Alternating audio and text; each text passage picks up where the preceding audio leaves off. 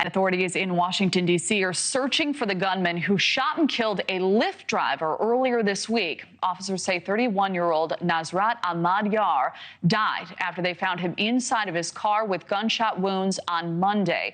The driver, a husband and father of 4, served as a longtime interpreter in Afghanistan for U.S. forces. He escaped with his family to the U.S. just 2 years ago as the Taliban took over the country.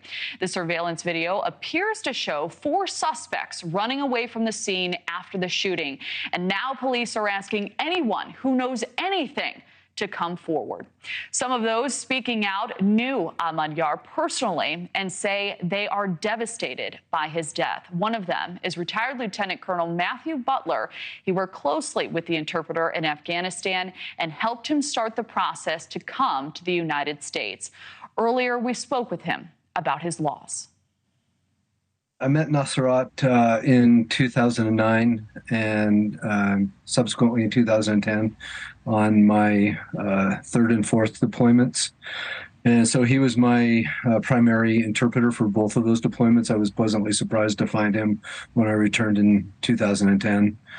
So Nasrat was born just outside of Bagram Air Base, which was the air base that was nearest his village. And as a 10-year-old boy, he kind of wouldn't go away. Like U.S. Special Forces,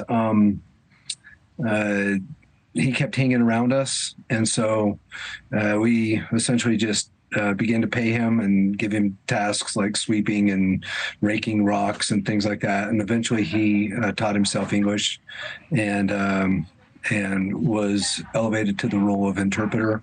So he ended up serving, nearly 2 decades of his 31-year life for U.S. Special Forces. So have you talked with his family? Did they say anything about him feeling unsafe as a Lyft driver? I have spoken to his family. I've been in touch up until this event. I was in touch with Nasrat fairly frequently. A couple times a month we would talk. He did, in fact, the irony is that when he first arrived in the U.S., he relocated to Philadelphia, and that was where he felt unsafe.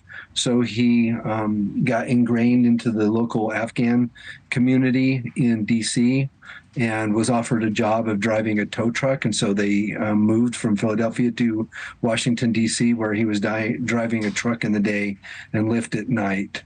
And he hadn't mentioned any safety concerns in D.C., no.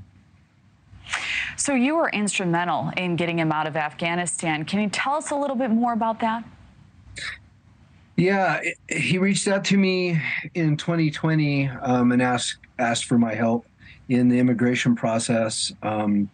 It was quite a lengthy and arduous process to begin to get him the immigrated. The visa process for him and his 4 children. He had 4 children at the time. And we were in the midst of that process when the administration pulled out of Afghanistan in the summer of 21, leaving our interpreters and our Afghan support personnel vulnerable. So immigration turned into evacuation, and we spent, there was literally probably hundreds of texts a day between me and Nasrat and different various teams, humanitarian, non-government agencies, organizations who were trying to get him out of country. I was fortunate that one of my cousins was connected to the organization Operation Underground Railroad, who work primarily with ending human trafficking. So she connected me with Operation Underground Railroad, and we literally got Nasrat, his wife, and his 4 children on the last plane out of Afghanistan, where he went to United Arab Emirates and stayed there for about 9 months as a refugee. And that's where his youngest child was born before coming to the U.S. in 21. Thank you for watching. Go to newsnationnow.com to find NewsNation on your television provider. And don't forget to click the red subscribe button below to get more of NewsNation's fact-driven, unbiased coverage.